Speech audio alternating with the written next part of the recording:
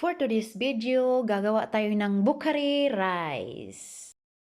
Gisahin muna natin ang ating carrots at saka ating raisins. Isang carrots at saka kalahating raisins, guys, ng tasa. Gisahin lang natin ng 1 minuto.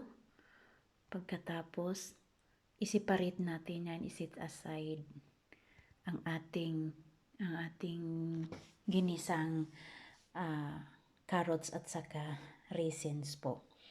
Ayan. At saka 250 grams na ghee or butter or vegetable oil ang ilalagay nyo dyan.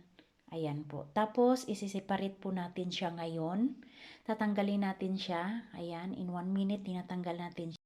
Sa parehong kawali, guys, ilalagay natin yung ating onions. At saka yung cinnamon, yung cloves, at saka yung cardamoms, guys, para sa ating flavor sa ating rice. Igigisa lang din natin yan siya ng 1 minute hanggang yung onions mag-translucent po. At saka pagkatapos ilalagay natin yung ating puree na kamatis. Ayan, at lagyan po natin guys ng tomato paste. Ayan guys, halu-haluin po natin yan hanggang siya ma-mix lahat at hayaan po natin na maluto siya. Ayan, naglagay tayo ng pampalasa guys, garam masala.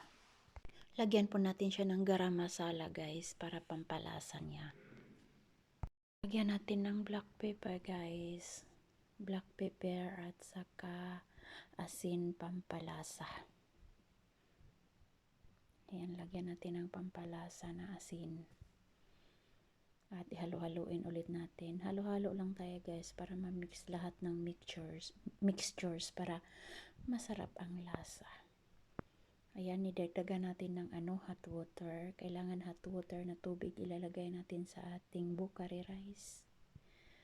Ayan na guys. At pagkatapos nyan, halo-haluin na naman siya. Tikman kung ano yung lasa, kung ano pa, dagdagan ng asin, kung ano ang kulang. Titingnan natin guys kung masarap ba yung lasa, kung saan ka nagkulang, char. Ayan, nilalagyan ko ulit ng asin kasi kulang siya ng asin. Halo-halo pa rin guys. Talagang nahihilo na yung natin, pagkain. At nilalagay na natin yung basmati rice na binabad natin ng 30 minutes. Sa kakababad guys, pumuti, buti pa ang rice, maputi.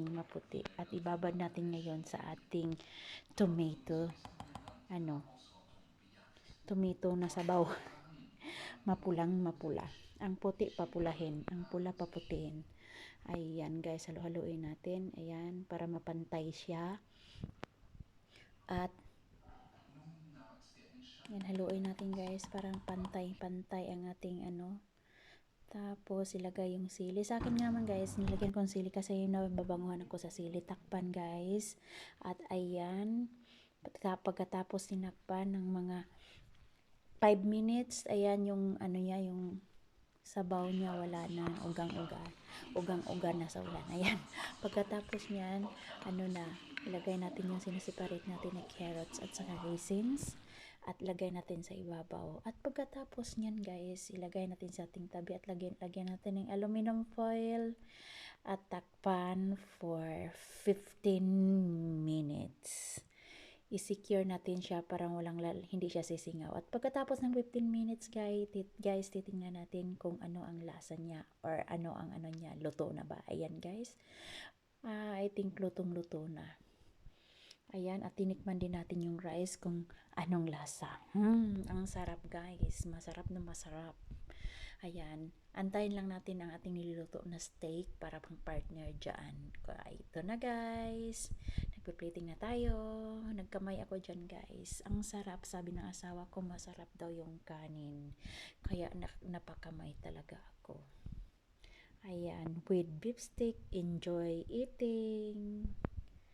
Sana guys, mabubusog kayong lahat. Ayan, nagkamay na ako. Tinikman ko muna yung steak. Ayan, enjoy eating guys. Salamat sa inyong pagpanood. Until the next video. Bye-bye. Ayan, nagkamay na ako. Bye, bye, bye, bye, bye, bye, guys. Babu.